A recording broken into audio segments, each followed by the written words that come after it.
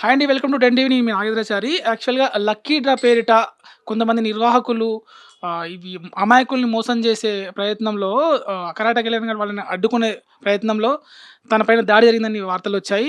ఇదే విషయం పైన మనం ఇప్పుడు కరాటే కిలాడి దగ్గర ఉన్నాము. మరిన్ని విషయాలు తెలుసుకుందాం తనతో మాట్లాడి. నమస్తే మేడం. దాడి జరిగిందా? నిజంగానేనా? అసలు ఏమైంది నిన్న? దాడి ప్రయత్నం అయితే చేశారండి.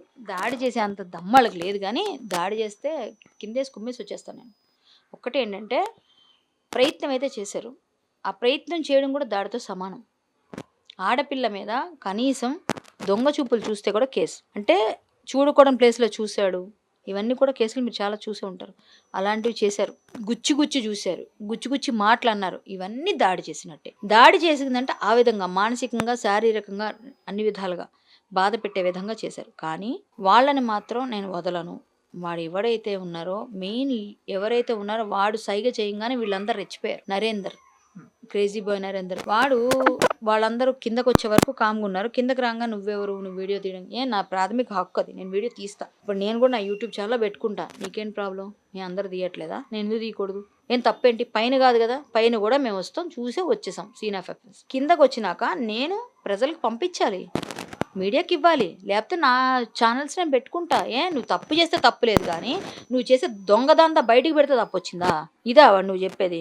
దానికి వాడు ఒక 20 మంది మాఫియాతో కలిపి తాలూకా ఫ్రెండ్స్ అంతా చిల్లర్ గ్యాంగ్ ఉన్నారు అక్కడ. మొత్తం అందరూ వచ్చి పిచ్చి పిచ్చి మాటలు, పిచ్చి పిచ్చి కబుర్లు.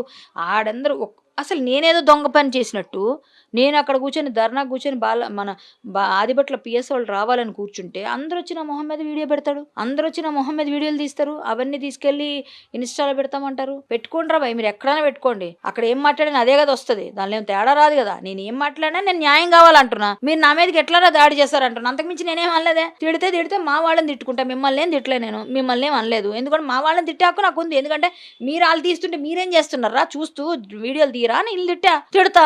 మా పిల్లల్ని నేను తిట్టుకుంటా. నాతో వచ్చిన వాళ్ళు వీడియో వాళ్ళు తీస్తున్నప్పుడు మమ్మల్ని మాత్రం ఆపమంటారు పోలీసు వాళ్ళు. వాళ్ళని మాత్రం వీడియో చేయమనరా? మనల్ని ఎందుకు ఆపట్లేదు? మరి ఇప్పుడు వాళ్ళు కూడా అక్కడ ఇద్దరే ఉన్నారు, మిగిలిన వాళ్ళు రాలేదు. వీళ్ళు ఏంటంటే అంతమంది ఒకసారి మీద పడితే ఎవరైనా కంట్రోల్ చేయలేరు కదా అని వాళ్ళని పట్టుకున్నారు. వాళ్ళు పారిపోకుండా ఎవరైతే నిందితులు ఉన్నారో వాళ్ళని పట్టుకున్నారు. సో వాళ్ళ మీద వాళ్ళు కాన్సన్ట్రేషన్ ఉంటుంది, కానీ వాళ్ళని తీసుకెళ్లడమే వాళ్ళ పని. పంజగుట్ల కేసు అయింది, ప్రొడ్యూస్ చేయాలి, కోర్టుకి తీసుకెళ్ళాలి, ఇదే ఉంటుంది. ఈలోగా వీళ్ళు రివర్స్ అవుతారు, ఇట్లా గొడవకు వస్తారని అనుకోరు కదా. నా బాధ ఎక్కడంటే నేను ఎందుకు ఏడ్చానంటే అందరూ హిందువులు.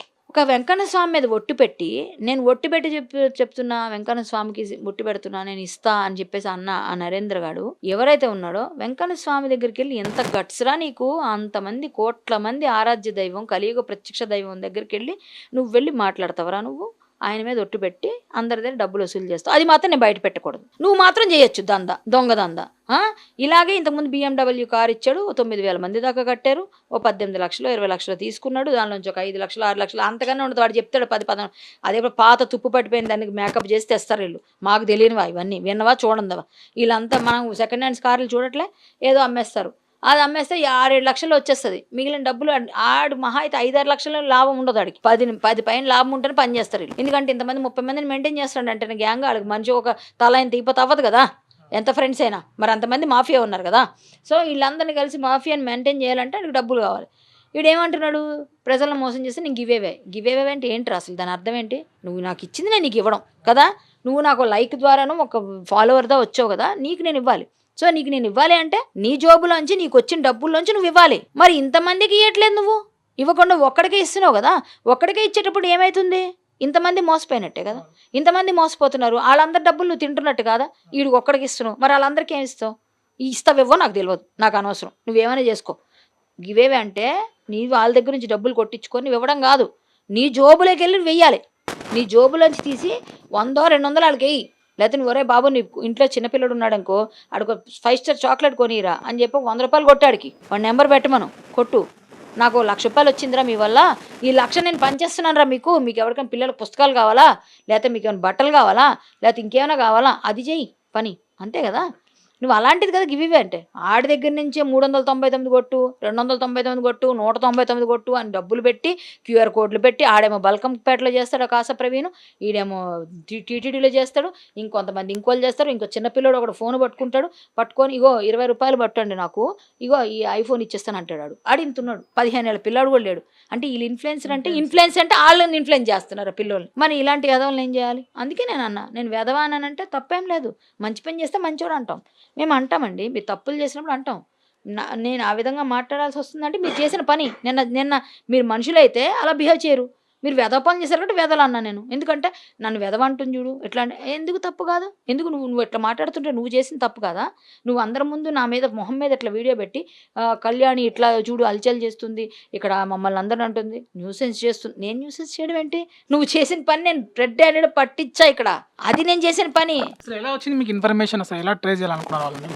యాక్చువల్లీ ఇది 14వ తారీఖున మేము ఎఫ్ఐఆర్ చేయించామండి వీళ్ళపైన. ఎఫ్ఐఆర్ ఎప్పుడైతే అయిందో వీళ్ళకి భయం వస్తుంది అనుకున్నాం. 16వ తారీఖున ఆక్షన్ అని చెప్పారని మేము తొందరగా చేయించాం. చేయించి కానీ బయట పెట్టలే. పండగల మోడ్లో ఉన్నారు అందరూ. ప్లస్ అది కాకుండా అన్వేష్ మీద ఫైట్ అవుతుంది కదా, దీన్ని బయటికి తేవద్దులే, ఇప్పుడు తెస్తే ఇప్పుడు మళ్ళీ ఇది అది క్లమ్జీ అయిపోతుంది, అన్నీ మనమే చేస్తున్నాం. మీరు అన్నట్టుగా ప్రతిదానికి నాకే రెస్పాన్సిబిలిటీ ఉన్నా, నాకే కర్మకాలు కనిపిస్తాయని, నాకే వస్తాయని నేనే వెళ్ళి పెడతాను. నేను వెంటనే లాయర్ని పట్టుకొని ఏదో మాట్లాడి ఇచ్చాం. వీళ్ళు ఎవరికి అంత ధైర్యం ఉందో లేదో నాకు తెలియదు, ఎవరు చేయట్లే. సరే నేనే వెళ్ళాను. నేను వెళ్తే కూడా అవుతాయి, ఎందుకంటే ఈవిడ వచ్చింది ఒక రెస్పాన్సిబిలిటీ, ఈవిడ వదలదు, ఈవిడ కోర్టుకైనా వెళ్తుందని పోలీసులు కూడా చేస్తారు. సో నేను ఆ విధంగా నేను వెళ్ళంగానే కేసులు చేయించుకోగలుగుతాం. ఎందుకంటే వాళ్ళ రెస్పాన్సిబిలిటీ ఉందని వాళ్ళకు కూడా అర్థమవుతుంది. మనం రాసే పద్ధతి కూడా అలా ఉంటుంది. వెంటనే 14వ తారీఖు అయిపోయింది. 15, 16 ఎప్పుడు సజ్జన గారు ట్వీట్ చేశారు వీళ్ళని వదలము అది ఇదని. ఆ ట్వీట్ చేసిన తర్వాత కూడా వీడు ఇంకా తట్టుకుంటారులే, పక్కకి వెళ్ళిపోతారులే అనుకున్నా. 18వ తారీఖు ఇప్పుడు బయటకు వచ్చిన తర్వాత నా ఎఫ్ఐఆర్ బయటకు వచ్చింది. అప్పుడు నేను బాంబేలో ఉన్నా. అక్కడ నుంచి నేను అందరికి లైవ్లు ఇచ్చాను. బాంబేలో ప్రోగ్రామ్కి వెళ్ళి అక్కడ చేసి నేను 20వ తారీఖు పొద్దున వచ్చాను 1 గంటకి. వచ్చిన వెంటనే నాకు మా పిల్లోడు ఎవరైతే మోసపోయాడో ఆ పిల్లోడు నాకు పంపించాడు వీడియో. అక్క ఇవాళ 4 o'clockకి వీడు ఆక్షన్ పెట్టాడు, లైవ్ పెడుతున్నాడు, 4 గంటల లైవ్ అన్నాడంటే, సరే అయితే లైవ్లో ఉన్నాం, పోలీసులకు పంపించాం. మా సమాచారం మేము ఇచ్చాం. పోలీసులు వెంటనే ఇది ఎలా అయినా పట్టుకోవాలి, లైవ్లో వెళ్ళి పట్టుకుందాంలేండి అమ్మా, మంచిగా వాడు దొరికేస్తాడు, మొన్న చేయలేకపోవడం పోనీ ఇప్పుడు చేస్తున్నాడు అని అనుకున్నాం. ఇంతే, మనం ఇవ్వాల్సిందంతా ఇచ్చాం. ఇచ్చిన తర్వాత వాళ్ళు ఆ పోలీస్ వాళ్ళు కూడా 2:45కి వెళ్ళాం మేము కూడా వెళ్తామనేసరికి, సో నేను మా పోలీసులతో కలిసి నా కారులో నేను వెళ్దాం, చౌటుప్పల్లో ఉందని చెప్పారు. సరే అక్కడ మా తమ్ముడు వాళ్ళు ఉంటారు శ్రీనివాస్ అని, అటు వెళ్ళి ఇటు వద్దామని చెప్పేసి మేము అనుకున్నాం, ఇంటికి వచ్చేద్దామని. సో వీళ్ళకి కూడా చెప్పాం, వాళ్ళు వెళ్తామన్నాక ఇద్దరే కదా, సరే మేము కూడా వస్తాంలేండి, నాకు కూడా చూడాలండి వీళ్ళు ఏం చేస్తున్నారో, వాడు ఎలా ఉంటాడో కూడా నాకు తెలుసుకోవాలని నేను కూడా పోలీసులతో వెళ్తే వాళ్ళిద్దరూ ఒకళ్ళు డ్యూటీలో ఉన్నారు, డ్రెస్లో ఉన్నారు, ఇంకొకరు మామూలుగా మఫ్టీలో ఉన్నారు. సో ఇద్దరు వెళ్ళేసరికి వాడు ఫోన్ ఆఫ్లో ఉంది, ఈ నరేంద్ర గారు. వాడు ఎప్పుడు ఫోన్ ఆన్లో ఉండదు, కానీ వాడు పర్సనల్ నెంబర్ ఉంది, అది మనకు తెలియదు, మనకు తెలియదు కదా, అది దొరకదు. సో అది అయిపోయింది. ఎలా దొరుకుతుంది మరి, టైం అయిపోతుంది. లైవ్లో ఆడు ఉన్నాడు. లైవ్లో ఉన్నవాడు పక్కన ఒక జుట్టులోడు ఉన్నాడు, వాడి మీదకి వెళ్ళింది మా మైండ్. ఓ వీడి నెంబర్ సంపాదిస్తే వీడు పక్కన ఉన్నాడు కదా, వీడిని ఎవరినో ట్రేస్ చేస్తే ఈజీ కదా, అది ఎప్పుడు ఉంటున్నాడు కదా అనేసి ఆ పిల్లోడు చెప్పాడు. సరే ఇది కరెక్టే కదా అని మేము వెంటనే వాడి నెంబర్ తీయించాం. వాడి నెంబర్ తీసి ట్రేస్ చేస్తే వాడు కొంగరకాలంలో కనిపిస్తుంది. వీడు చెప్పింది చౌటుప్పలు అన్నాడు, ఇదేమో కొంగరకాలంలో కనిపిస్తుంది.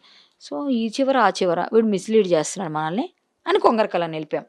వాడు కూడా ఊహించుండడు, వాడు చెప్పింది అక్కడ ఉంటారు, అక్కడికి వెళ్తుంది మైండ్ ఈడు అనుకున్నాడు. వీడికన్నా వాడు టైం పండింది, పాపం పండితే ఎలాగైనా వస్తాయి టైంకి. సో అని పట్టుకొని గంటన్నర ట్రేస్ చేసిన తర్వాత వాడు వీడియో అంతా అబ్జర్వ్ చేస్తుంటే ఇదే ప్లేస్ అని వచ్చింది కన్ఫర్మేషన్. వెళ్ళాం. పైకి వెళ్ళేసరికి ఇంత పెద్ద డబ్బా ఉంది. ఆ డబ్బాలో సగానికి పైగా నిండిపోయి ఉన్నాయి మొత్తం. ఇవి 399 ట్యాగ్లు, అదే కూపన్స్. మళ్ళీ ఫార్చునర్ కార్లు ఇన్ని ఉన్నాయి. అవన్నీ ఉండేసరికి కింద సగం ఉన్నాయి, పుస్తకాల్లో ఇంకా ఉన్నాయి. చింపేస్తున్నారు, మెల్లిగా పేర్లు చెప్పుకుంటా చింపేస్తున్నారు అన్నీ. అవన్నీ లైవ్లో చేస్తున్నారు వీళ్ళు నవ్వుకుంటా. ఎవరు రా బాయ్ నువ్వు రా, నీకు ఎంత కట్టినవరా, ఇట్లా మాట్లాడుకుంటూ వాళ్ళ పని వాళ్ళు చేస్తున్నారు లైవ్లో. ఆ లైవ్ అంతా చూస్తూ మావాడు కూడా ఎవడైతే కట్టిండో, అన్న లొకేషన్ ఎక్కడన్నా మేము కూడా వస్తాం చెప్పన్నా, ఇట్లా మాట్లాడుతున్నాడు. వాడు ఏం చెప్తలేడు, రెస్పాండ్ అవుతలేడు. అయిపోయింది. మేము అక్కడికి వెళ్ళేసరికి దొరికిపోయేసరికి మేము కిందకు వస్తున్నప్పుడు నాతో కొంచెం వాగ్వాదం చేశారు. మేము ఇస్తున్నాం కదా, మేమేం తినేయట్లేదు కదా డబ్బులు అన్నాడు నాతో. సార్ నీది లైసెన్స్ ఉందా అని అడిగా. లైసెన్స్ లేదన్నాడు. ఇదే తప్పేం కాదు అన్నావు కదా, ఇదే ఇన్లీగల్ చేయడం అంటారు, దీన్ని లీగల్ కాదు, ఇది ఇల్లీగల్ కాదు ఇన్లీగల్ అంటారని చెప్పి అంటే, దానికి నాకుతో నిన్ను ఏం చేయాలి మాకు తెలుసు, మా దందా ఆపేస్తే ఊరుకున్నా అనుకుంటూ వచ్చారు. సరే ఏం చేసుకోండి రా అనేసి నేను కిందకు వచ్చేసరికి పోలీసు అందరూ ఉన్నారు, పక్కన వాళ్ళు పట్టుకున్నారు. ఇంక తీసుకెళ్తాం అనుకున్న టైంకి వీళ్ళు వచ్చారు. మొత్తం 10 మంది 20 మంది అనుకున్నారు, పక్కకి వెళ్ళి మొత్తం 10-15 మంది ఒకేసారి దాడి చేసి, నువ్వెందుకు తీస్తున్నావు వీడియో, నువ్వెవడు అసలు, నువ్వేం పని ఉంది, నీకేముంది అంటే, నా ఛానల్ ఉంది నేను పెట్టుకున్నా, ఆ ఛానల్ కోసం కెమెరా తెచ్చుకున్నా, నీకేంట్రా అని.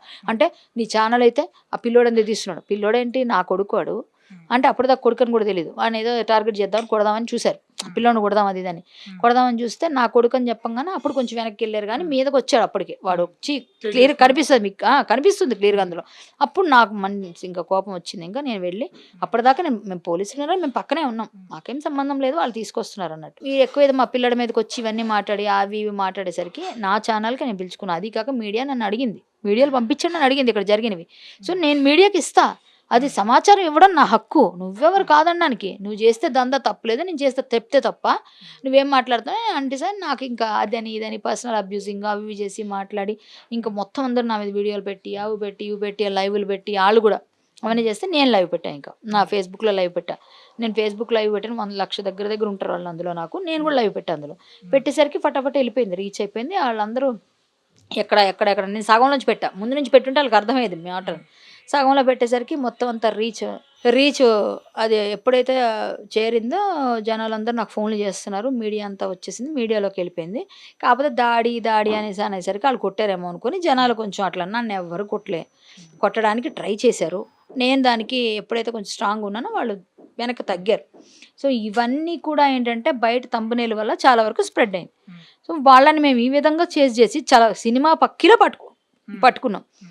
చేసిన మంచి పని వదిలేసి, వీళ్ళని పట్టించింది వదిలేసి, ఇంకా ఏదేదో పెట్టి ఏదేదో చేసి నన్ను కొట్టారని, నాకేదో అయిపోయిందని, అవని ఇవని మొత్తం అంతా ఇలా పెడుతున్నారు. ఇప్పుడు